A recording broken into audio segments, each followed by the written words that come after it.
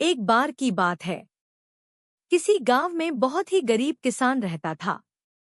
वह किसान एक समय अमीर व्यक्ति भी रह चुका था। वह जब अमीर था तब भी और आज गरीब होने के बाद भी वह दूसरों की मदद किया करता था। वह जितना हो सकता था वह दूसरे की मदद करता था। वह किसान जब भी मंदिर जाया करता तो ईश्वर से धन मांगता ताकि वह दूसरे की मदद कर सके। ऐसे ही कुछ समय बिता। एक दिन किसान ने एक सपना देखा कि अगले दिन तुम्हारे घर पर एक साधु आएंगे। जब वह तुम्हारे घर आए तो उनके घर के अंदर आते ही उनके सर के पीछे डंडे से स्पर्श करना। डंडे से स्पर्श करते ही वह पूरे तरह से सोने के बन जाएंगे।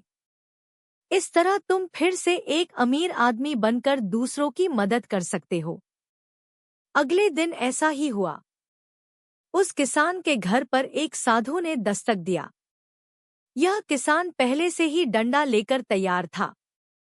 जैसे ही वह साधु घर के अंदर आया, किसान से डंडे से उसके सर के पीछे स्पर्श किया और वह पूरी तरह सुने के बन गए।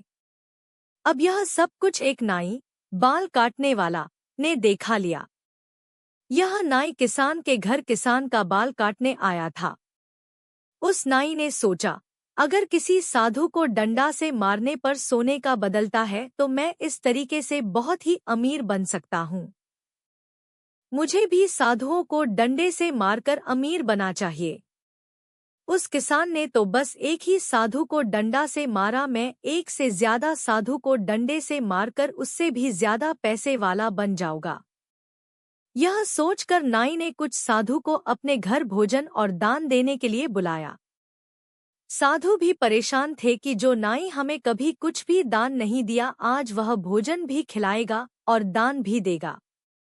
वैसे भी वह सभी साधु नाई के बताए समय पर नाई के घर पहुंच गए। नाई ने अपनी सारी तैयारी कर लिया था।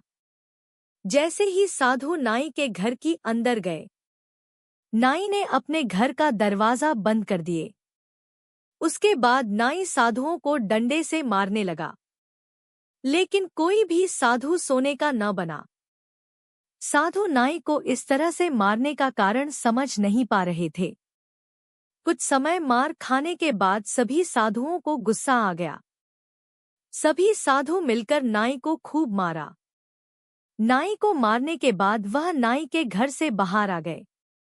कहानी से ज्ञान, हमें किसी का नकल कभी नहीं करना चाहिए।